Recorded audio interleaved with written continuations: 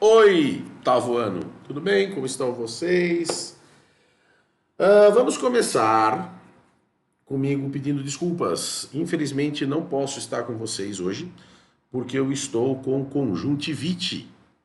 Conjuntivite, para quem não sabe, é uma virose que acomete os olhos e que causa muita irritação, muita coceira, é incômodo pra caramba, tá? Não é grave, não acontece nada assim de extraordinário, mas a conjuntivite é uma virose cuja característica é a sua transmissibilidade, ou seja, ela é de fácil transmissão.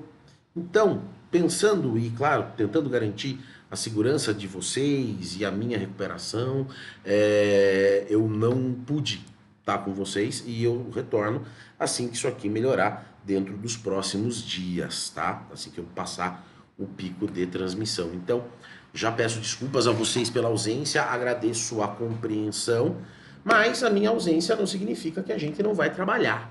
A gente vai trabalhar, tá? Inclusive, senhoras e senhores, aqui a nossa gloriosa, querida, amada, idolatrada, salve, salve, nossa apostila de geografia do segundo semestre está aqui. Pessoas, eu pretendo e vou retomar o conteúdo ligado a continente americano, tá certo?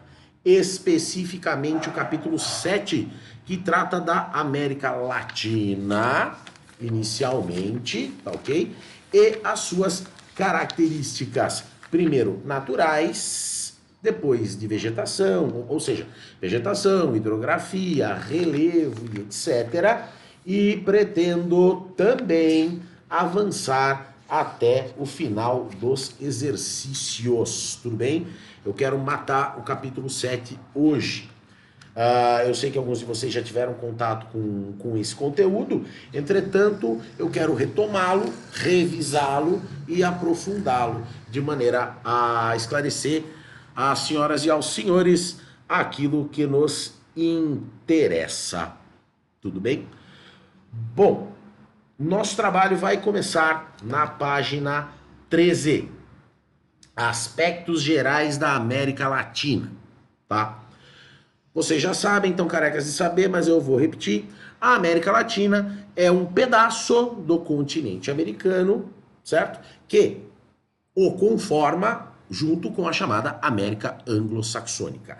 Nesse caso aqui, a gente está falando de uma regionalização histórica, ou histórico-política, ou político-administrativa, político-histórica, o nome que vocês quiserem dar. A América Latina se estende desde o México até o sul da Argentina. Aí alguns de vocês podem estar pensando, mas aí é a América do Sul e Central, ele não precisa falar de América Latina. Gente boa, a América Latina se estende desde a América do Norte, no México, até o final da América do Sul, ali na Argentina, na Terra do Fogo, tá? Vamos lembrar, regionalizações não são excludentes. Regionalizações, elas servem para a gente visualizar e organizar melhor o espaço para que a gente possa trabalhar com mais clareza, para que a gente possa trabalhar com mais conhecimento, para que a gente possa trabalhar com mais facilidade, tá? Mas vamos recuperar. A América Latina recebe esse nome por conta do seu processo de colonização, predominantemente português e espanhol, tá? Diferentemente da América Anglo-Saxônica, que teve a sua colonização predominantemente inglesa. Cabe esclarecer também que o processo de colonização da América Latina foi um pouco diferente do processo de colonização da América Anglo-Saxônica, sendo caracterizado inicialmente por concentrar colônias de exploração. Ainda que se saiba que esse já é um termo meio batido, mas é bom recuperar a relação que se estabelecia entre as metrópoles europeias e as colônias aqui no continente americano, principalmente da chamada América Latina, era um pouco diferente da colonização com que propôs a Inglaterra à América anglo-saxônica, tá? Mas vejam bem, América Latina gigante também, tá? É a maior parte do continente americano em termos de território. São 33 países, um lá na América do Norte, que é o México, depois os outros espalhados na América Central e na América do Sul, com um território ultramarino, uma espécie de colônia da França aqui na América do Sul, que é a Guiana Francesa, tá ok? Então, uma curiosidade que eu já falei para vocês algumas vezes, falo de novo, a maior fronteira da França no mundo é com o Brasil, aqui na Guiana Francesa, aqui na nossa gloriosa quebrada latino-americana.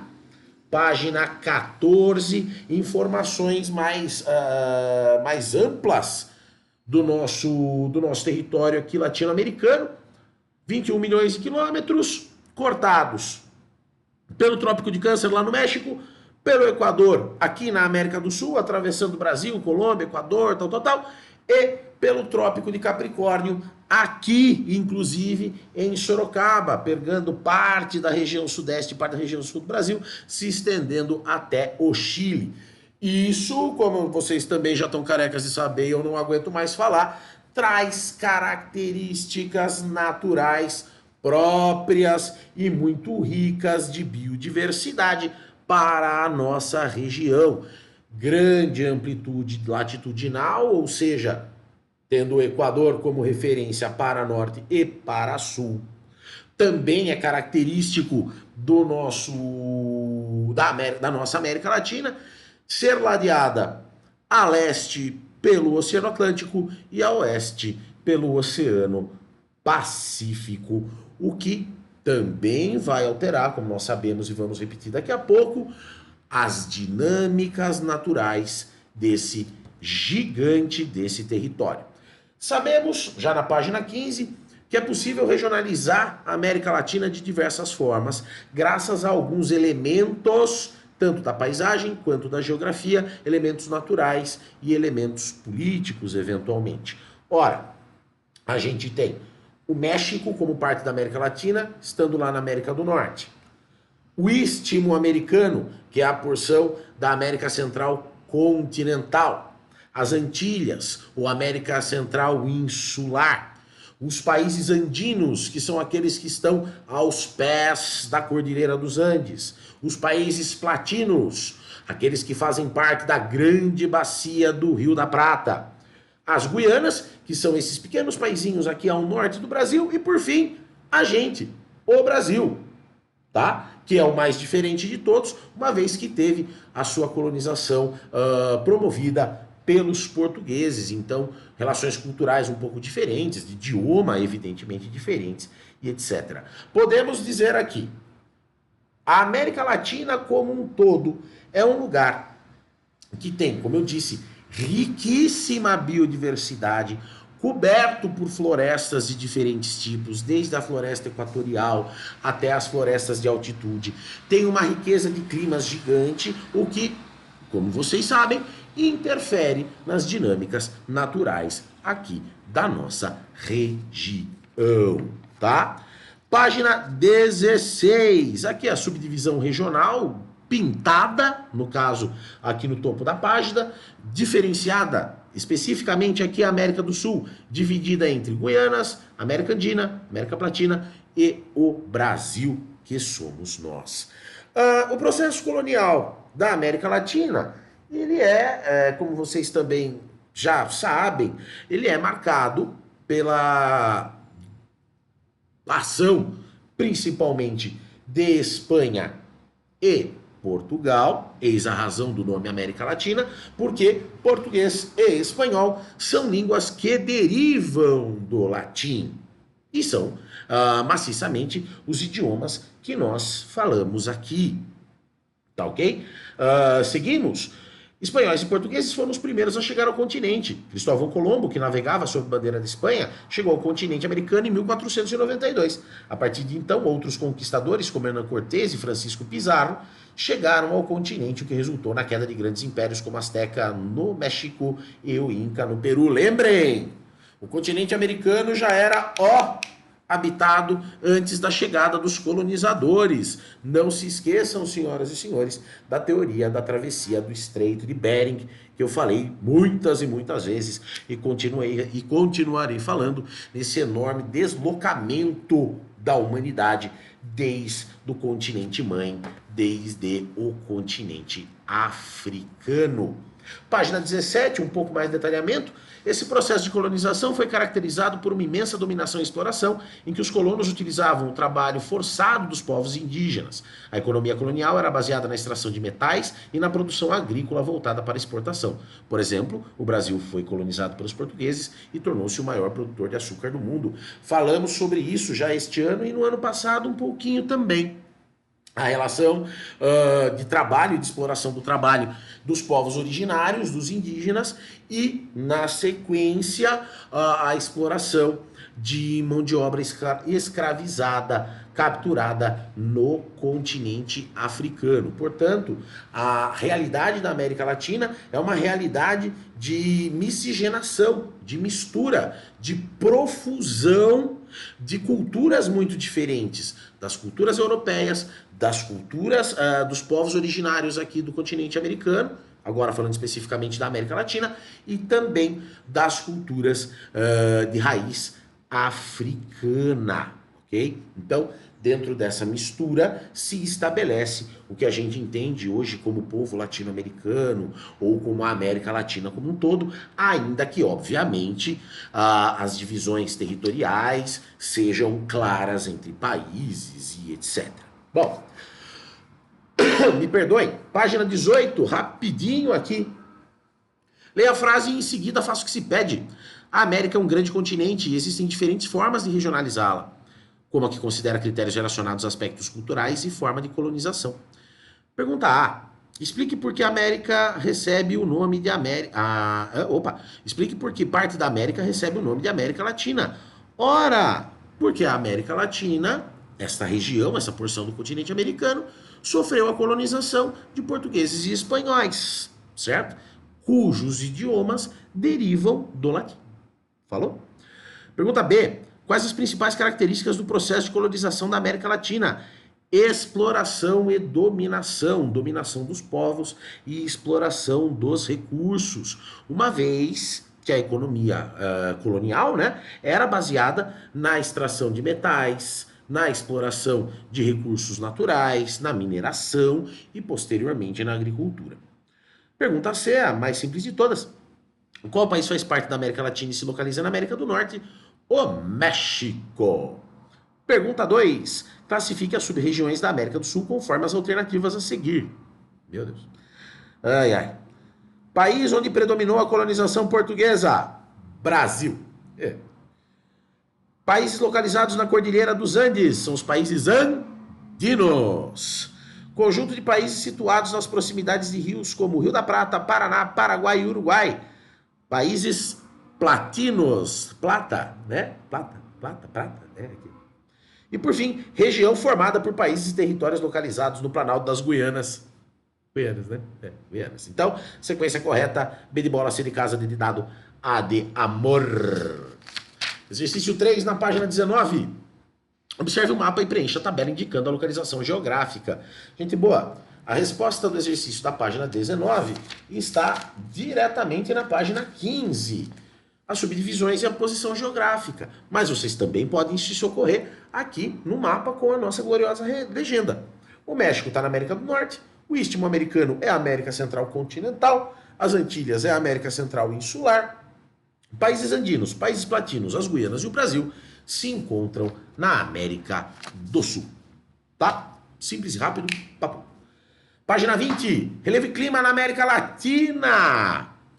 Imenso, gigante e com enormes variações.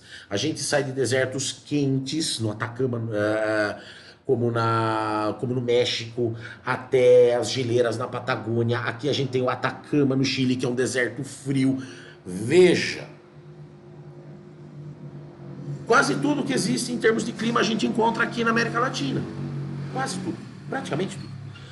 O que acontece é que, claro, as variações de clima que são influenciadas pelas variações de posição geográfica, que é influenciado pela altitude, que é influenciado pelo relevo, que é influenciado pela proximidade ou distância de grandes corpos d'água, como o Oceano Pacífico e o Oceano Atlântico, vão dar a cara dos climas e, principalmente, vão dar pra gente indícios do que vai se encontrar em determinados lugares ou que certamente não se vai encontrar em outros lugares. A gente não espera que se encontre uma vasta floresta no meio do deserto, por exemplo, ou na Terra do Fogo, na Patagônia da Argentina, certo? Então vejam bem, relevo e clima combinados vão trazer para a gente informações iniciais que nos permitem identificar as características dos lugares, tá bom? Então vamos ao relevo, pessoas. Como vocês podem ver, já falamos sobre isso, página 21 mostra pra gente o relevo da América do Sul em todo o seu esplendor. Tá ok? Então a gente vai encontrar planaltos, planícies, depressões, montanhas. Aliás, uma das maiores cadeias montanhosas do mundo, que é a Cordilheira dos Andes, aqui no Chile. Já falamos sobre isso em aula. Mas o fato é que essa enorme cadeia de montanhas muda a dinâmica ou as dinâmicas do clima no nosso glorioso continente, pessoal. Ora, é um bloqueio. Lembra lá no 7º ano, quando a gente falava de regiões brasileiras, principalmente do Nordeste, que não chovia na região do semiárido por conta dos planaltos? O mesmo acontece aqui. Você tem uma parede gigante de rocha, uma montanha imensa, que é a Cordilheira dos Andes, que vai limitar a circulação das massas de ar do litoral, por exemplo, do Pacífico, para o interior do continente. Certo?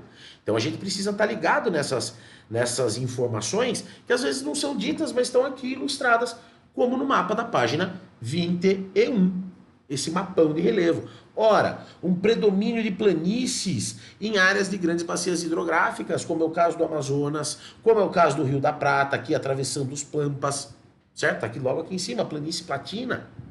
Vejam bem, a paisagem nos dá indícios daquilo que nós vamos encontrar, certo? Ela vai nos explicar parcialmente o que acontece. Pois bem, página 22, as montanhas. A gente vai ter essas grandes áreas montanhosas de grande extensão e grande altitude espalhadas pelo nosso continente? Sim, mas cabe destacar aqui na América do Sul, como eu disse, a Cordilheira dos Andes, que é um paredão maciço de 7.000 metros de altitude, certo? Claro que vai ter variações, pelo amor de Deus, mas é um maciço de rocha gigantesco que vai, como eu disse, interferir no clima de países como Chile, que tem uma faixa de território desse tamanho, e que é um pedacinho menor ainda, porque uma parte dela está ocupada pelas cordilheiras. Uma região de chuva intensa, lembra da circulação das massas de ar? Principalmente das massas de ar úmido. Se você tem uma concentração da circulação da massa de ar úmido no lugar, chove pra caramba. Tá bom? E isso, claro, esse pedacinho estreito de terra vai dificultar algumas atividades que aqui pra gente no Brasil, por exemplo, graças ao seu território e à sua condição climática, são comuns. Você não vai encontrar grandes atividades agrícolas no Chile, cara.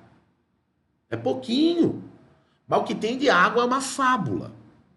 Tá? Tanto a água do degelo da cordilheira, quanto a água que vem das chuvas, né, que são geradas por essa circulação de massas de ar que são bloqueadas pela Cordilheira dos Andes. Detalhe, página 22, como vocês podem ver, o topo dos Andes tem neve. Vamos lembrar, 6º ano, quanto maior a altitude, menor a temperatura. Por isso, o topo nevado, no caso aqui do Cerro San Cristóbal, nos arredores de Santiago, a capital do Chile. Na América Central, a gente também vai encontrar cadeias de montanhas, já falamos sobre isso quando encerramos a América Central, mais para o interior, como é o caso, perdão, do Pico Tajumulco, mas outras estruturas de cadeias de montanhas que estão no interior. Claro, não tão altas quanto a Cordilheira dos Andes, mas como a gente pode ver aqui, escarpas, lembra? Dessas pontas mais afiadas, digamos assim, esse formato mais agudo das montanhas, denunciando que essa aqui é uma formação geológica relativamente recente. Enquanto no México a gente vai encontrar a Sierra Madre, que vai se estender até os Estados Unidos, no que a gente chama de montanhas rochosas, tá? É uma formação gigantesca. Planaltos. Plano alto. Ó, né? Meu Deus. Gente boa. Planalto. Estrutura de solo cuja elevação se destaca em comparação aos arredores. Planície, planície, planície, pá. Subiu. Não é tão alto quanto uma montanha, mas não dá para chamar de planície por conta dessa variação de altitude. Existem os planaltos convencionais, que vai ter uma subida mais íngreme, digamos assim, porém contínua, cujo topo é plano, e a gente vai encontrar no Brasil, por exemplo, as tais das chapadas, né? Ou os tabuleiros, que é aquele recorte reto, né? Como se fosse um blocão de rocha. Pois bem, o caso é que a gente vai encontrar os altiplanos, o Planalto das Guianas. Existem planaltos no Brasil, como é o caso do Planalto da Borborema, etc. São estruturas geológicas mais baixas, que as montanhas, é claro, porém mais elevadas quando em comparação às planícies, tá? Pensa o seguinte, do mesmo jeito, claro que menos intensidade, mas do mesmo jeito que as montanhas também funcionam como barreiras de circulação de massas de ar, hein, pessoal? Não esqueçam disso. Solo é diferente, regime de chuvas diferente, tá? Página 24, os vales, olha só. Gente, baixíssima altitude, tá? O que acontece é que, provavelmente, esses vales eles foram recortados, eles foram sendo cortados por ação da chuva e dos rios. Sabe aquele riozinho bem encaixado, cheio de curvinha? Ele está passando ali, ó, milhões de anos. Ele está erodindo. É o tal do intemperismo acontecendo sobre a rocha, minha gente. Sexto ano, vamos lembrar de novo. Está intemperizando a rocha com água. Está abrindo caminho. Não à toa tem esse formato encaixado. Ou não tão encaixado, também em cunha, está concentrando o curso d'água. Se concentra o curso d'água, maior volume d'água, mais força, mais capacidade erosiva. Olha que coisa mais bonita, mais rica, rapaz. É a imagem que a gente está vendo aqui no Vale do Cola, no Peru. Claro, a gente tem essa estrada aqui, entretanto, isso aqui é ação de água. Lembra da bacia hidrográfica, né? Que vai do ponto mais alto para o ponto mais baixo, com a água buscando o caminho com menor resistência física? Tá aí. Olha que legal. A gente destaca aqui, o nosso glorioso livro destaca o Vale Central do Chile, o Vale do Uco e o Vale de Oaxaca, no México. Ora, vejam, todos eles têm algumas características próprias de recorte na superfície. Planícies, coisa linda. Plano, né? Plano. Planície, pessoas, não significa que não haja nenhum tipo de elevação. Existe. Só que essa elevação é muito mais suave do que uma montanha e de um planalto. Você consegue ver ao longe. É uma característica, por exemplo, das chamadas áreas de inundação. Pantanal. Pantanal é um clássico disso. Você vai ver uma grande área de baixa altitude, certo? Que se estende por milhares e milhares de quilômetros. Vamos lá, quer ver? Planície da América Latina ocupa um grande parte da região, principalmente no território da América do Sul, com a planície amazônica, o Pampa e o Chaco. O Chaco é o Pantanal que está na Bolívia e no Paraguai, que junto com o nosso Pantanal recebe o nome de planície do Chaco. Lá nos Pampas, no sul do Brasil, e em parte da Argentina e do Uruguai, a gente encontra os Pampas também. O que era? Grandes planícies com uma arvorezinha lá longe, graminha, lembra das gramíneas? Vegetação rasteira. Lembram disso? A planície amazônica, o rio Amazonas, ele se expande tanto no seu momento de cheia que ele chega a dominar quilômetros de margem a margem. Isso causa um processo erosivo, isso vai aplanar o relevo e a paisagem, certo?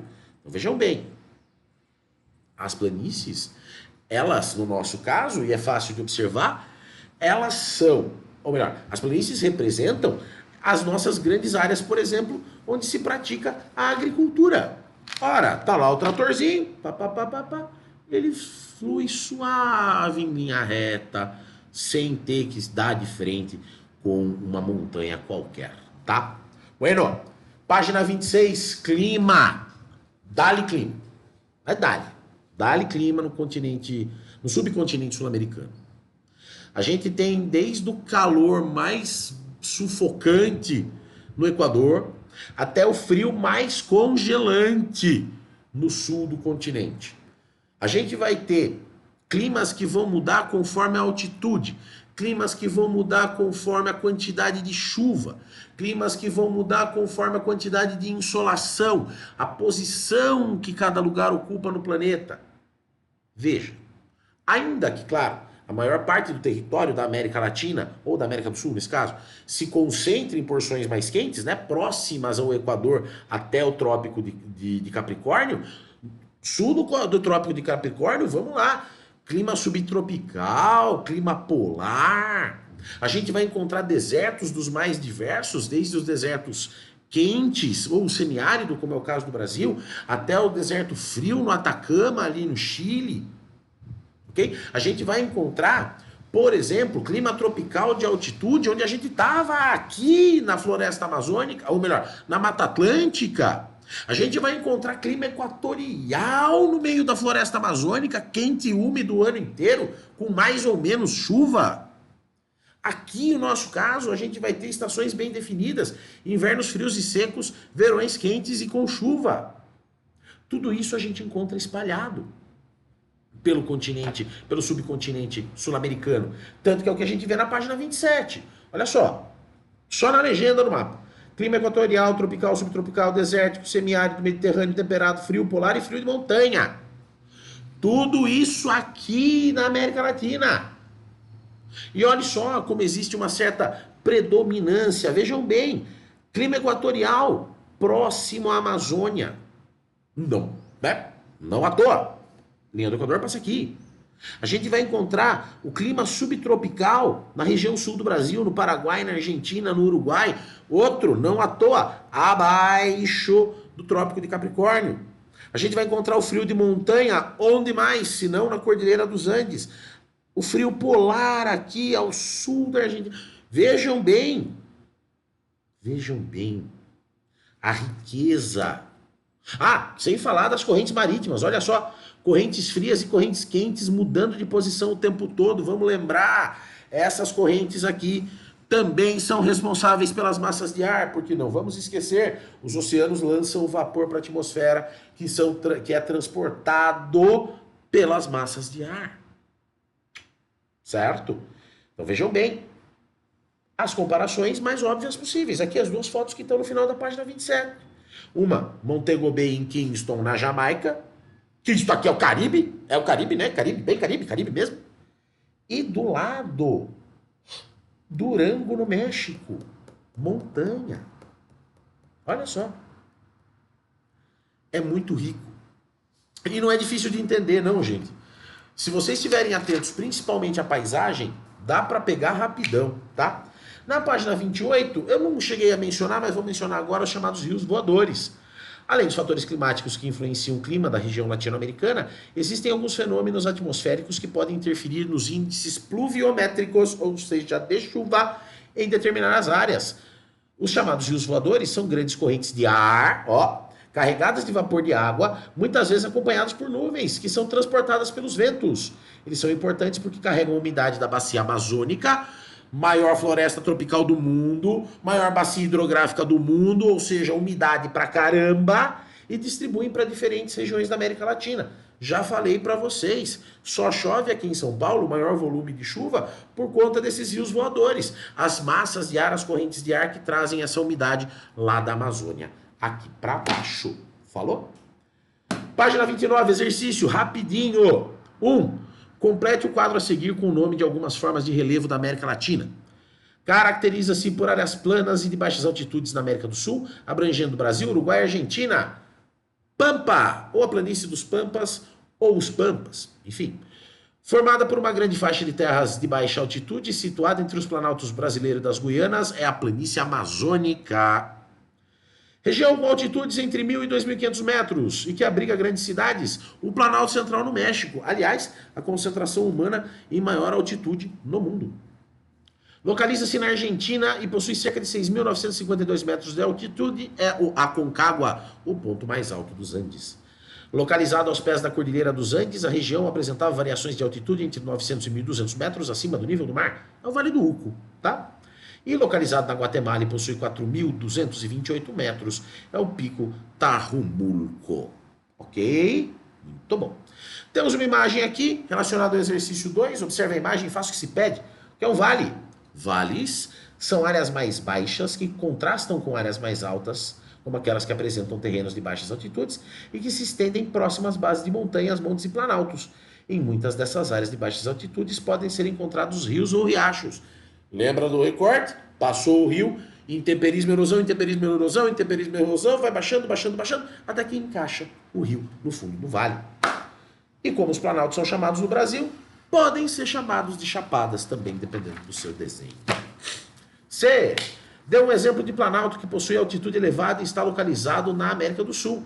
Altiplano andino, acho que é o melhor exemplo. Está ali quase 4.000 metros de altitude. Tá?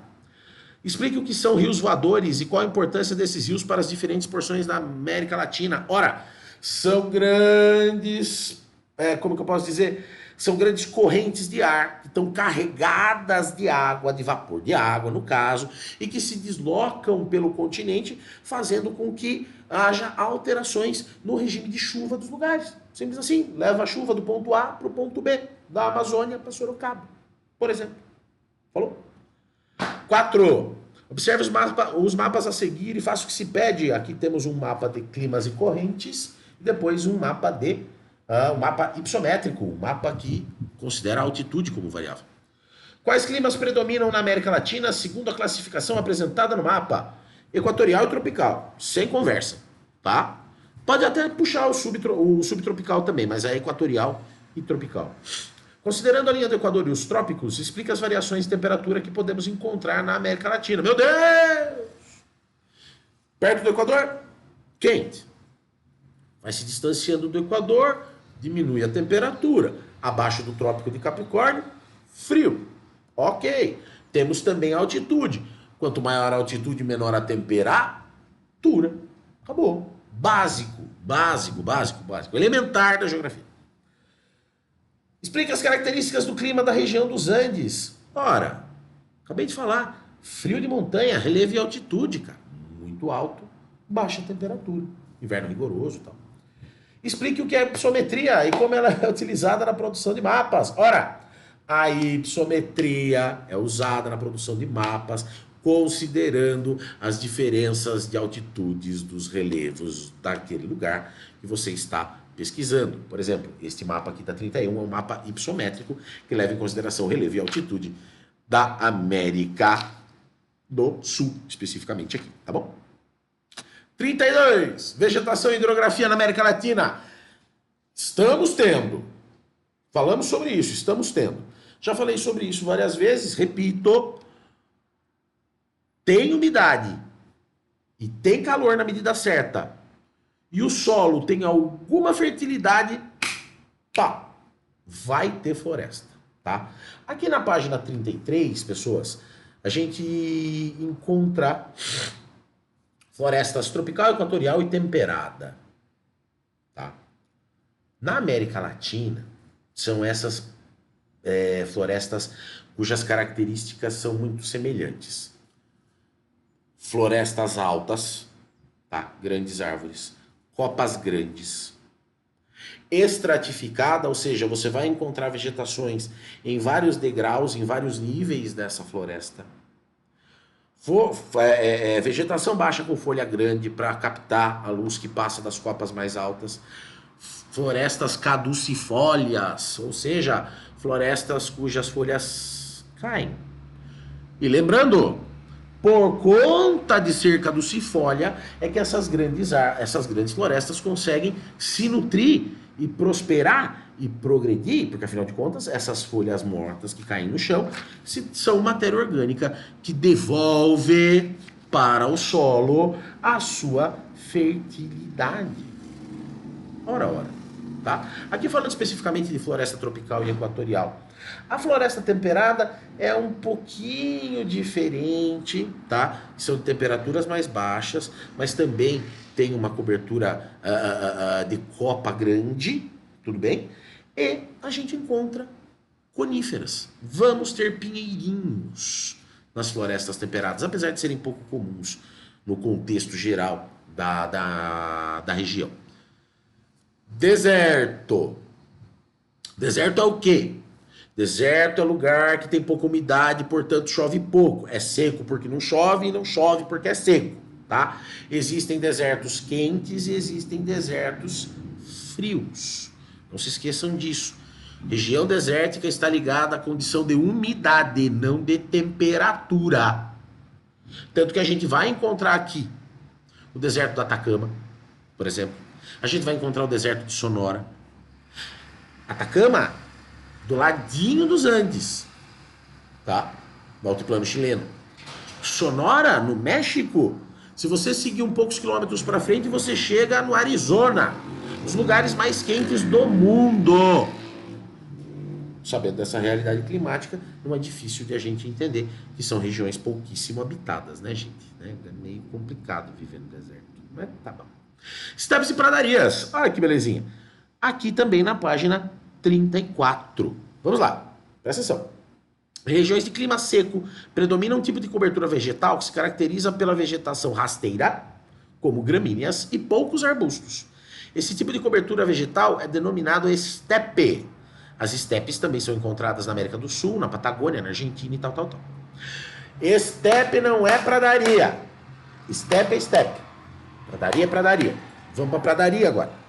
Na região dos Pampas, que se estende pelo sul do Brasil, Uruguai, Chile e o centro-leste da Argentina, é encontrado principalmente um tipo de vegetação conhecido como pradaria ou prado. Cobertura vegetal na qual predominam as gramíneas, como capim, ervas e flores silvestres. Nas áreas mais úmidas podem ser encontradas árvores e arbustos. Os Pampas são caracterizados por vastas planícies, sendo uma das mais importantes regiões para atividades agropecuárias da América do Sul. Veja bem, estepe e pradaria é diferente. Estepe e pradaria é diferente. Vamos lá? Estepe, vegetação rasteira com gramíneas e poucos arbustos. Pradaria. Tem gramínea também? Tem. Mas tem capim, tem flor, tem árvore, tem uma dinâmica e um perfil diferente da estepe. Por isso que é bom para agricultura. Vai lá o boizinho, a vaquinha, o cavalinho e tal, e pasta. Temos pasto. Temos arvorezinha, o que significa que tem mais umidade no solo, ou que tem lençol freático próximo. Lembrem, não esqueçam. Falou? Muito bem. A vegetação de altitude. Temos um monte. Aqui. A vegetação de altitude é predominante nas áreas mais elevadas dos Andes, com espécies capazes de viver em baixas temperaturas. Aumentou a altitude, diminuiu a temperatura e pouca água. Tá? Esse tipo de vegetação está presente em terras do Chile, Argentina, Bolívia, Peru, Equador, Colômbia e Venezuela. Vegetação de altitude é vegetação de clima frio. Bosques. Arbustos. Tem gramínea também? Tem também, só que eles são mais baixinhos. Eles têm um formato que permite uma adaptação, as vegetações são adaptadas de maneira a permitir que essas vegetações, ou melhor, que essas árvores sobrevivam em áreas com pouca chuva, muito vento e baixa temperatura. Baixa temperatura, muito vento, pouca água, tudo isso vai fazer com que tenha uma menor diversidade de espécies. São espécies mais adaptadas a esse tipo de clima. Tá bom? Cerrado. É o brasa. A gente tem aqui. Tem na Bolívia, tem no Paraguai, mas a maior parte está aqui. Lembra que o cerrado, ele é uma coisa meio de transição. vai ser uma região que tem água no solo, vai ter um regime de chuva meio complicado, mas tem. Porém, as plantas, as vegetações são extremamente adaptadas, elas têm que se adaptar a altas temperaturas, eles têm que se adaptar, por exemplo, a situações de queimada, como eventualmente acontece. É uma cobertura vegetal que precisa aproveitar o momento do ano. Tá chovendo? Cresce. Parou de chover? Segura. Segura. Choveu de novo. Pá! Segura quando para de chover. Já falei para vocês isso já no ano passado, que eu me lembro bem. O nível de adaptação das vegetações do cerrado é tão elevado que existem plantas cujas sementes só saem das cascas se elas pegarem fogo. A casca é tão dura, tão grossa, que só abre a casca se pegar fogo.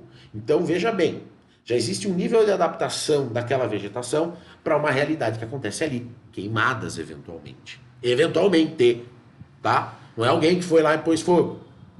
No regime do ano, momento de seca, alta temperatura, eventualmente alguma circunstância que fez com que se gerasse fogo, sei lá, uma descarga eletrostática, alguma coisa assim. Aquela planta, ou algumas daquelas plantas, no caso, já estão adaptadas para passar por isso e sobreviver. Beleza? Bueno. 36 pessoas. Hidrografia. Vamos falar de rio. Rio é legal, rio é gostoso. Bacia hidrográfica. Eu me divirto pra caramba, sempre gostei. Existem rios gigantes aqui na nossa região. Cabe destacar alguns? Com certeza. Bacia Amazônica. Imensa, gigante, tá? Que mais? Bacia do Prata, imensa também. Atravessa metade da América do Sul em direção a Buenos Aires e Montevidéu. A gente vai encontrar a Bacia do Orinoco. Como que eu pude esquecer da Bacia do Orinoco? Lá na Venezuela, tá? A gente vai encontrar que mais?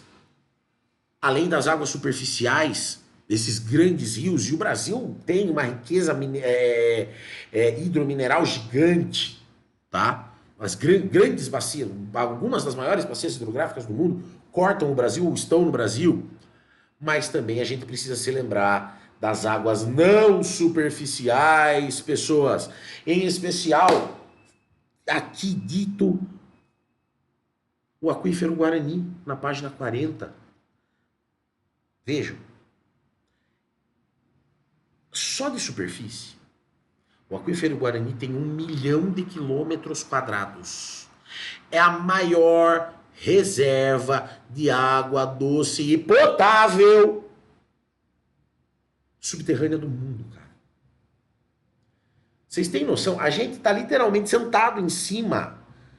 Não é, claro que não, mas é uma caixa d'água gigante. Vocês precisam se lembrar, essa água não fica ali estocada, né, como se fosse uma caixa d'água. Essa água vai se concentrando nos pequenos poros das rochas e tal, e ocupando esses espaços, porém é água a dar com pau. São 40 quilômetros cúbicos de água. Pensa bem.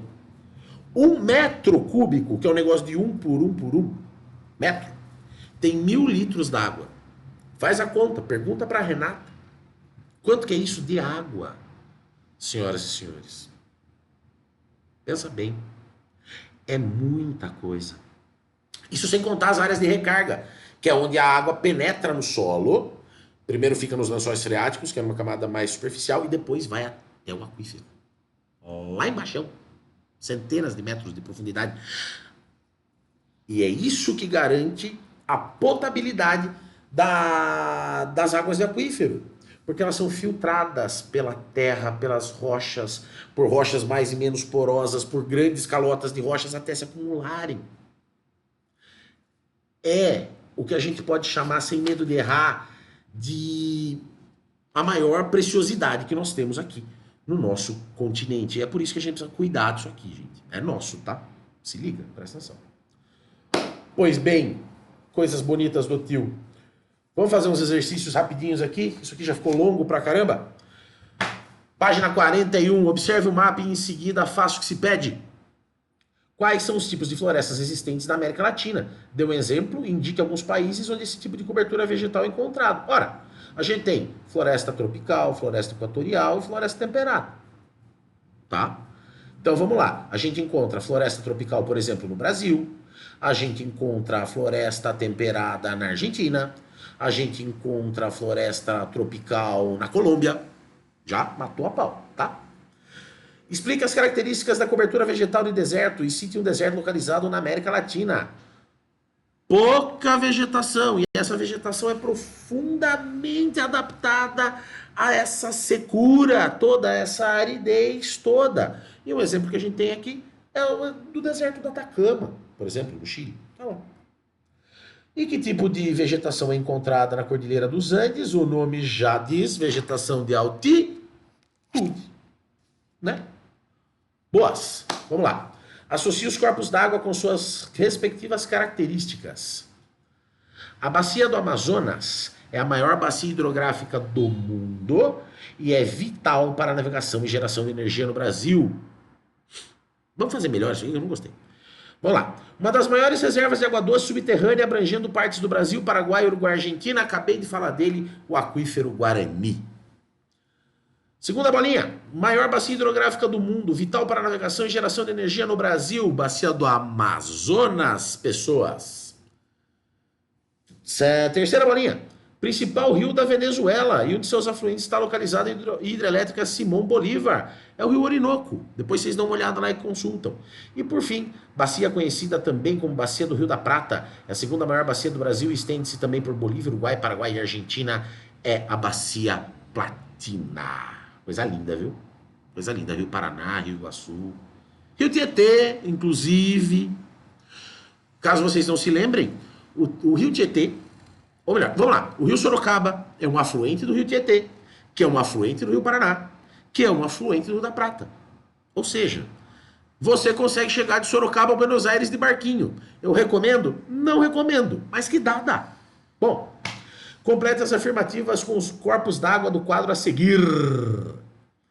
Marca a fronteira entre México e os Estados Unidos é o Rio Grande. Tá? Consulta lá. Localizado entre Bolívia e Peru, é uma vasta lagoa de altitude nos Andes, é o Lago Titicaca. É o mais alto do mundo, tá? É a maior bacia... já entreguei. É a maior do mundo e se estende por vários países sul-americanos. É a bacia amazônica. E, por fim, o aquífero Guarani é explorado de forma sustentável com recarga natural estimada em 160 quilômetros cúbicos de água por ano. É água para caramba. Área de recarga, gente, é o seguinte, falei mais cedo, e também diz respeito à bacia hidrográfica. A área de recarga são as áreas onde a água da chuva penetra e se infiltra no solo. E é ali que ela vai se infiltrar até o lençol freático e depois chegando no aquífero. Entendi? Então tá bom. 5. Qual a importância estratégica do aquífero Guarani para a América do Sul? Gente, maior ou uma das maiores reservas de água doce do mundo. Tá? É um ativo estratégico que não tem preço. Porque veja, se a gente considerar as mudanças climáticas, a mudança nos regimes de chuva, a poluição dos corpos d'água, principalmente superficiais, a gente está sentado numa mina de ouro ou numa mina de água, no caso. Tá? Então, é importante que a gente preserve, não só para a nossa soberania, mas também para a nossa segurança, e também preservar do ponto de vista de não deixar com que ele se contamine. Poluição de solo, tá? Dejeto, ou melhor, despejo de agrotóxicos no solo, por exemplo, tem que lembrar lá do sexto ano também, tá? Então, é um ativo cujo valor é inestimável para a nossa existência. Não só a nossa existência como povo latino-americano, mas a nossa existência como humanidade também, tá bom? Vamos lá? Dá para fazer mais um pouco? Acho que dá. Dá para fazer mais umas pagininhas. Página 43, pessoas! Aqui. Leia o trecho do texto e observe o mapa a seguir para responder as questões de 1 a 4. O milho atualmente é um grão cultivado e consumido em todos os continentes. Há registros de que esse alimento é originário desta região. Esse cereal foi a base da alimentação de várias civilizações, inclusive povos que durante séculos ocuparam territórios de países que atualmente fazem parte da América do Norte, Central e do Sul, como os maias, os astecas e os incas. No Brasil, o cultivo de milho vem desde antes da chegada dos europeus. Seu nome, de origem indígena caribenha, significa sustento da vida. Com as grandes navegações do século XVI e o início do processo de colonização, a cultura do milho se expandiu para outras partes do mundo. Mó bom milho. Que bonitinho. Trace uma linha contornando no mapa político da América a região a que se refere o texto, considerando os aspectos relacionados à história e colonização. Gente boa! Começa contornando México, vai até Argentina e volta, tá? Estados Unidos não entra aqui não, nem Canadá, nem a Groenlândia, falou? Página 44. Qual o nome dado a essa região e por quê? É a América Latina de novo! E recebe esse nome por conta do processo de colonização realizado por espanhóis e portugueses. Certo? E os idiomas que derivam do latim. 3. A região foi colonizada principalmente por quais povos? Espanhóis, portugueses e depois holandeses e franceses, outros povos europeus, tá? Mas principalmente portugueses e espanhóis. Como a região citada no texto é composta, aí tem que contar, tá? Mas são 33 territórios da América Latina, que começa lá no México e termina na Argentina. Agora, escreva um breve texto apresentando características do processo de colonização da América Latina. Vou dar uma lida lá. Processo de exploração, processo de eliminação, quer queira, quer não queira, dos povos originários. Já contei pra vocês a historinha do cobertor com gripe, né? Faz tempo já. Texto, aqui é com vocês. Escreva, meu filho, escreva. 6, página 45. A América Latina é caracterizada por uma grande diversidade de climas, influenciados por diferentes fatores climáticos, realmente. Observe a seguir a representação das zonas climáticas e explique de que maneira algumas desses fatores influenciam as características climáticas de certas partes dessa região. Então vamos lá. Esse desenho eu adoro fazer, igual o meu. Equador, Trópico de Câncer, Trópico de Capricórnio, Círculo Polar Ártico, Círculo Polar Antártico. Olha que belezinha. E aqui com os climas. Vamos pensar. Fator climático, correntes marítimas e maritimidade. Como que influencia? Ora, ela vai influenciar, por exemplo, em chuva e temperatura. Se for uma massa de ar quente ou se for uma massa de ar fria, tá? Vai interferir com chuva, tá? Pensem nisso. Trouxe umidade, traz chuva. Se houver encontro de massas, vai ter também ocorrência de alguns outros fenômenos. Lembra aqueles que fazem um espiralzinho?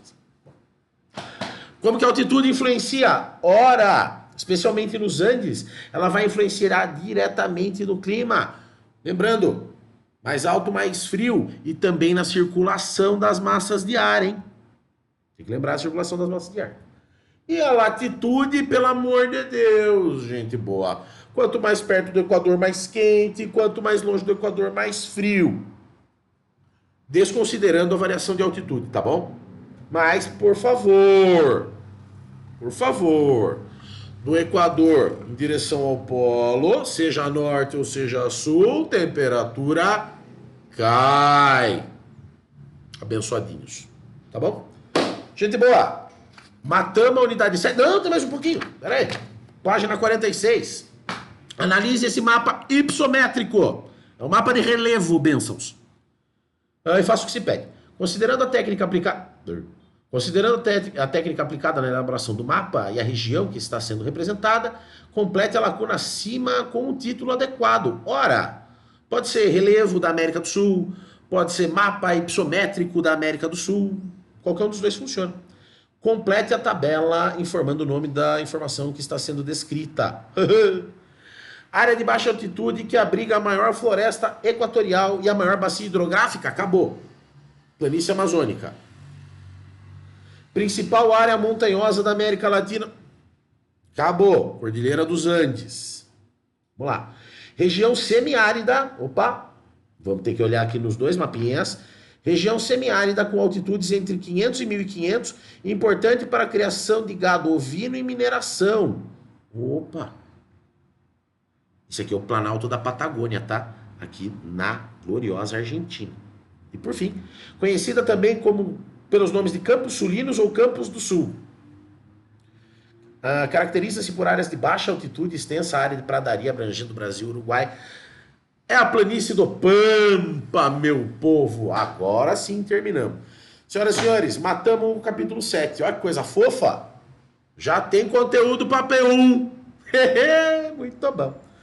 Pessoal, assim, eu sei que eu falei bastante, eu continuo falando bastante, mas eu me propus a fazer essa revisão com vocês e adiantar para que a gente não perca nada de tempo, que a gente possa trabalhar as próximas semanas de forma mais tranquila, tá?